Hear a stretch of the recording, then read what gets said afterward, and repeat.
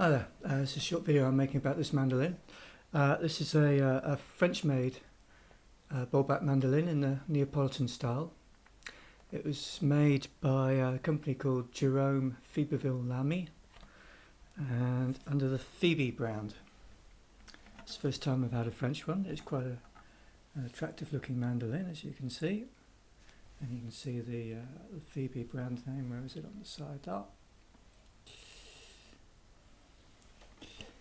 I'll show you the back. So it's typical Neapolitan.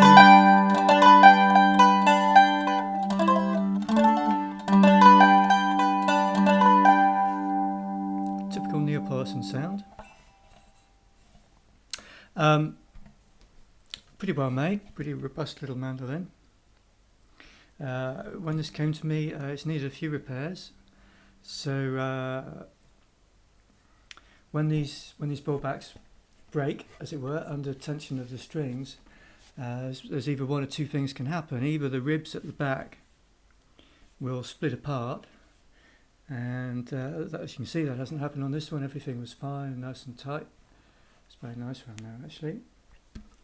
Or the other weak spot is either side of the sound hole here. That's the weakest part of the top, and the top will crumple in that area, and that's what's happened on this one. The either side of the sound hole, the top is pushed upwards into a sort of a crumple zone, as it were. So the fortunately all the braces and everything was still properly attached, so it's basically sound. It just needed straightening out. So I straightened out the top, and I've placed two new braces either side of the sound hole, and there and under there.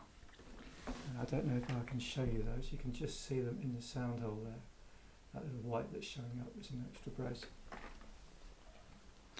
And those shouldn't really harm the sound. If anything, it's the sort of thing that guitar makers will do, strengthen that area in order to increase sustain and reduce losses from the weakness in this part of the top. So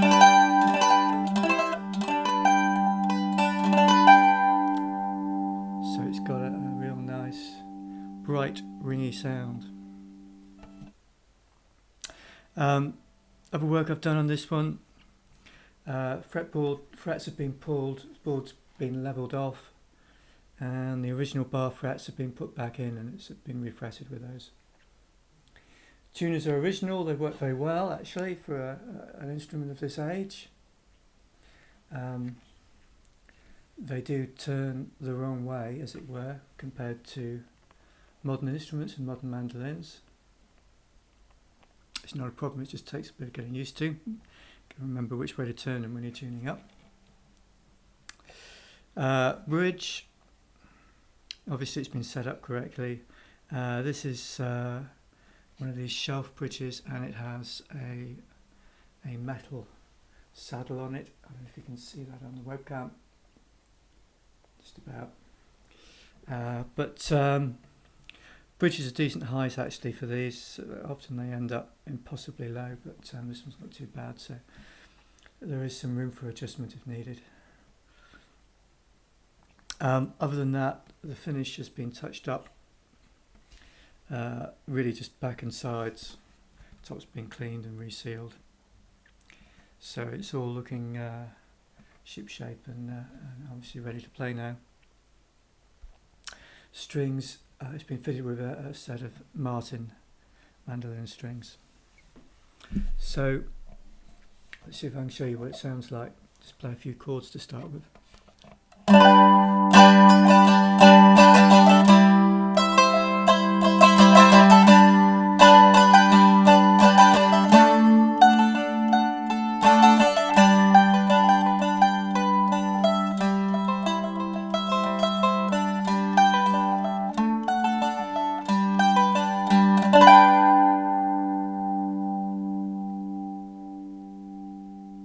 And as you'd expect, it just goes on ringing and ringing and ringing.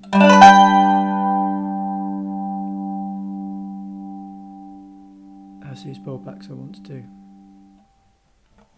And of course, obviously, it's playable, all the way up and down the neck, so you can.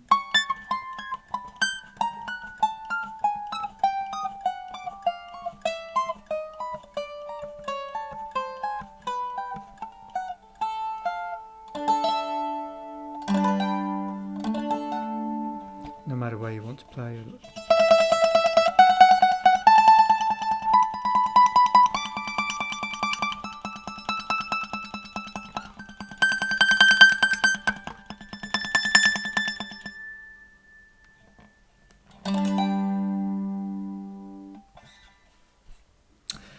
And that's about all I have to say about this one. It's a nice little mandolin, actually. It's quite attractive. I have replaced. I've replaced some of them over a pearl that was missing from around the sound hole. There's another small piece missing in the pickguard inlay, which I haven't replaced because it would just be. It's such a small wafer thin piece that it'd just be impossible to do, really. Not impossible, but it'd be ridiculously trivial. Tedious to do, let's put it that way. So, let's see if I can finish up with a few tunes without messing them up.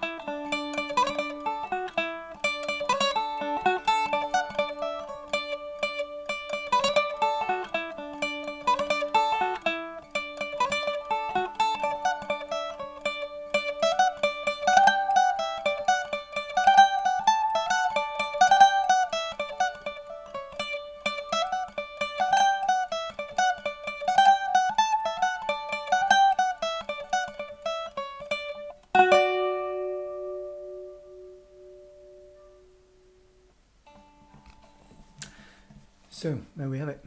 One French mandolin.